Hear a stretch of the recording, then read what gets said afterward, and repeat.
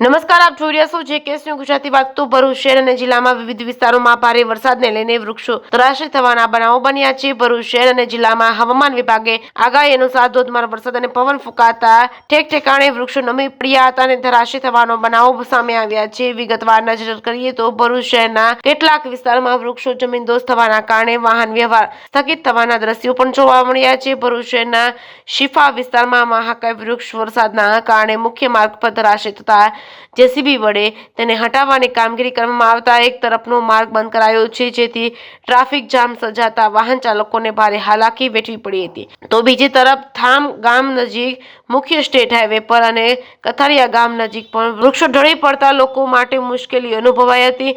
હવામાન વિભાગ દ્વારા ભરૂચ શહેર અને જિલ્લામાં રેડ એલર્ટ જાહેર કરાયું છે. જે કેસની ગુજરાતી સાથે કેતન મહેતા, ભરૂચ.